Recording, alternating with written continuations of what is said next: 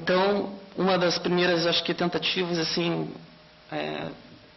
uma das tentativas é um pouco esse texto e esse gráfico aí. Então, eu coloco ali, esse é um gráfico de tendências relacionais da produção em artes visuais com seu entorno social.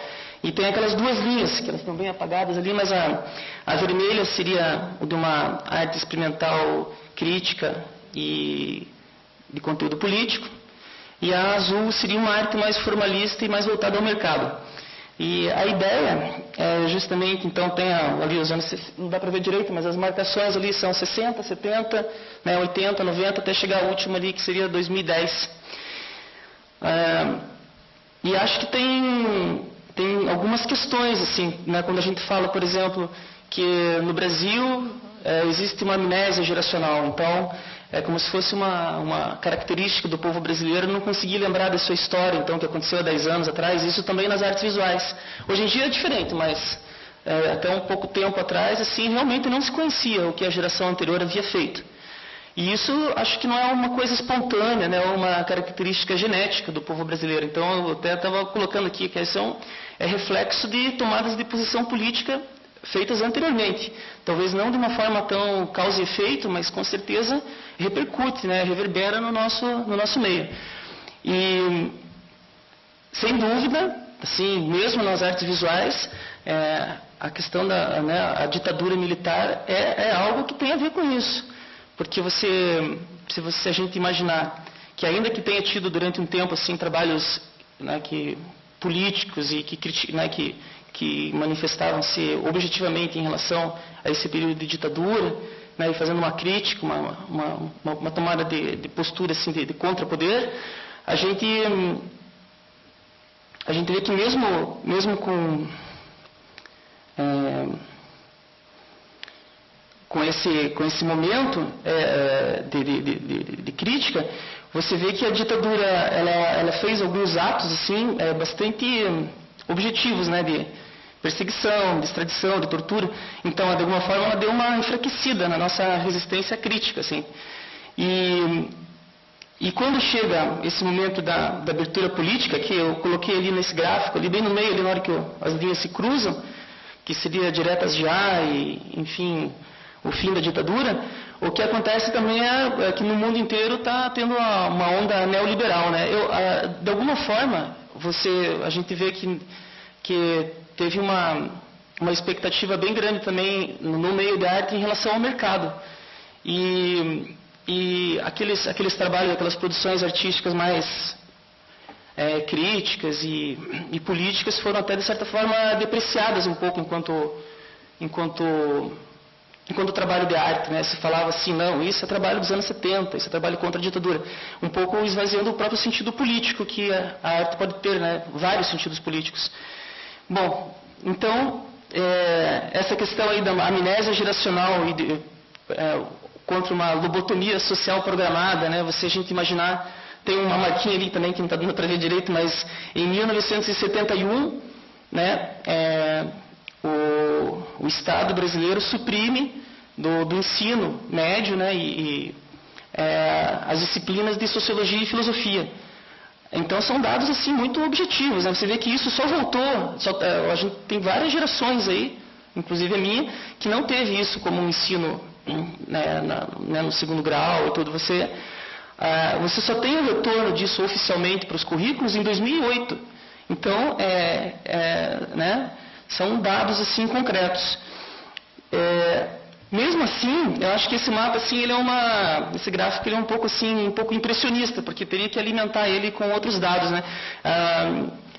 Por exemplo, assim, a partir dos anos 90, então o azul ali, ele, digamos assim, ele acabou predominando e continua crescendo, né? Ninguém vai dizer que o mercado de arte não tem que inverteu alguma coisa, mas eu acho que o que acabou acontecendo com esse movimento dos coletivos de artistas no final dos anos 90, é que houve uma retomada de posicionamento crítico em relação ao circuito. E novos circuitos começaram a se multiplicar, assim. Claro que tem várias outras ações que vêm junto. Por exemplo, o mercado, né, o ambiente editorial relacionado às artes também ficou mais forte. Né? Você vê que tem publicações sobre a arte brasileira que começam a acontecer no final dos anos 90. Hoje em dia a gente tem várias publicações que propõem essa releitura sobre o nosso meio. A gente tem um circuito institucional que também ficou mais forte e diversificado, né, a partir dos anos 90. Você tem, por outro lado, também tem o surgimento da Lei Rouanet, né, em 1991, e começam também a surgir grandes instituições das empresas, instituições de grandes empresas, instituições voltadas à arte, beneficiando-se de incentivo fiscal, né, ou seja, dinheiro público. Então, você tem uma conformação do circuito, que acaba também modelando alguns parâmetros para se pensar o que é o circuito, o que é uma inserção. E, por outro lado, também tem essa diversidade de atuações dos coletivos de artista, que eu considero assim como um fenômeno bastante, várias pessoas consideram, mas enfim, bastante expressivo dentro da nossa história, porque realmente ele acabou trazendo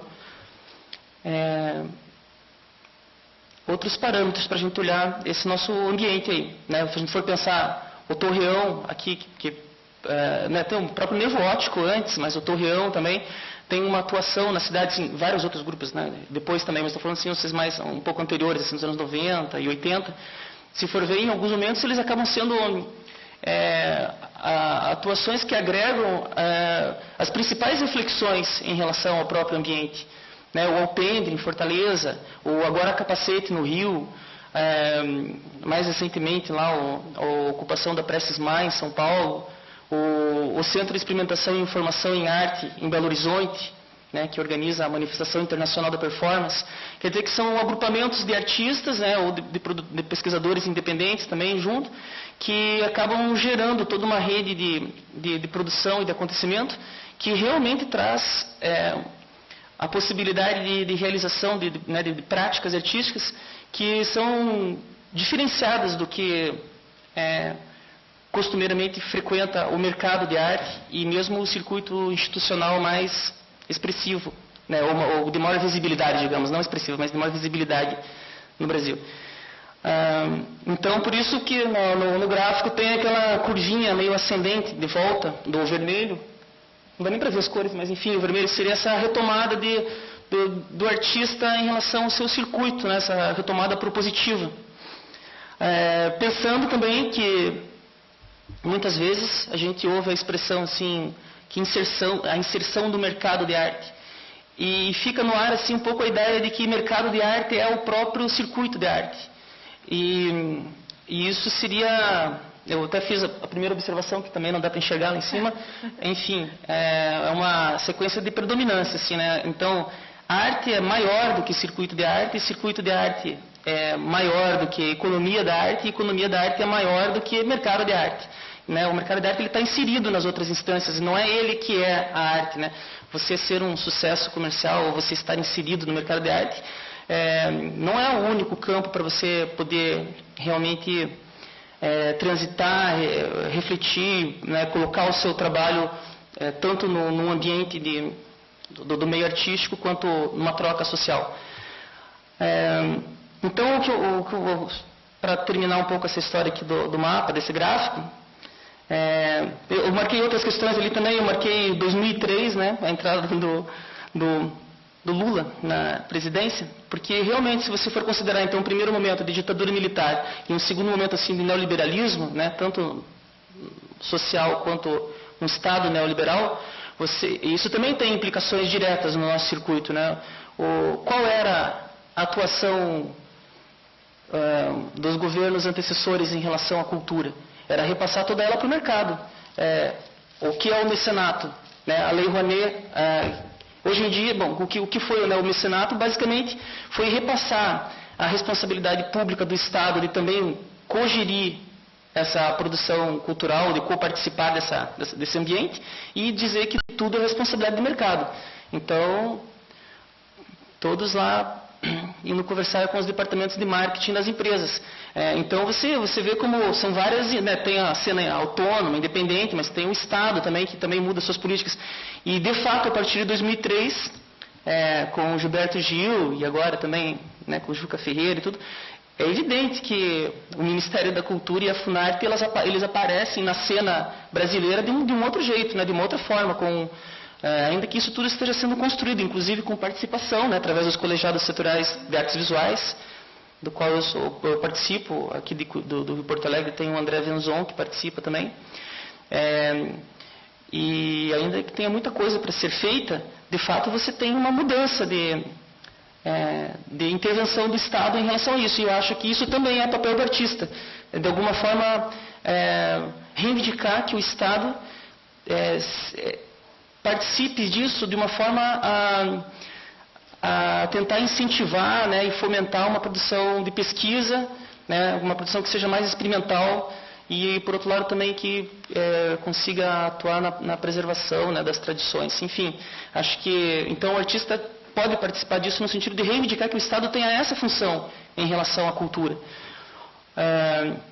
E o que está acontecendo, por exemplo, nesse ano, né? Nesse ano, a Lei Rouanet ela tá mudando, né? A Lei Rouanet, ela, de alguma forma, ela está tendo o mecenato um pouco mais sendo restrito, e o que está se criando é o Fundo Nacional de Cultura. Então, vão existir, né, Fundo Nacional de Cultura com fundos setoriais de cultura, ou seja, vai ter um fundo para as artes visuais, já está tendo, onde você vai poder se buscar, através de editais públicos, um financiamento direto do Estado para essas pesquisas.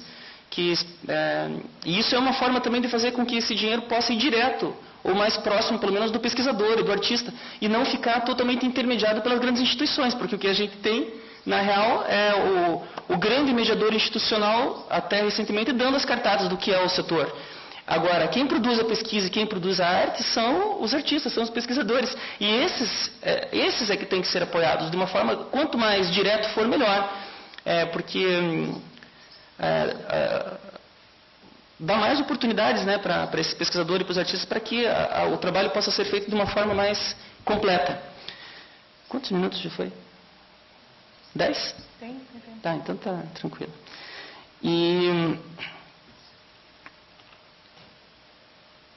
Então tá, tem uma marcação ali em 2008.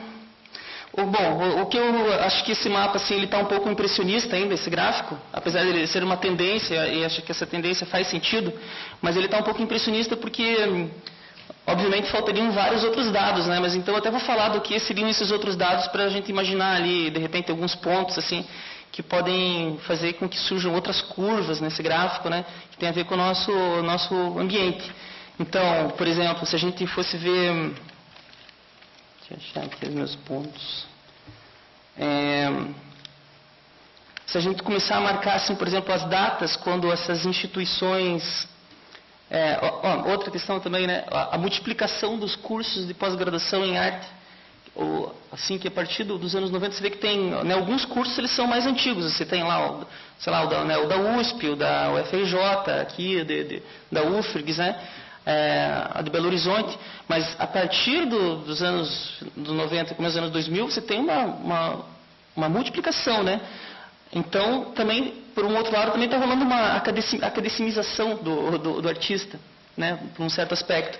Então, teriam outras linhas que não estariam só ligadas a isso, né?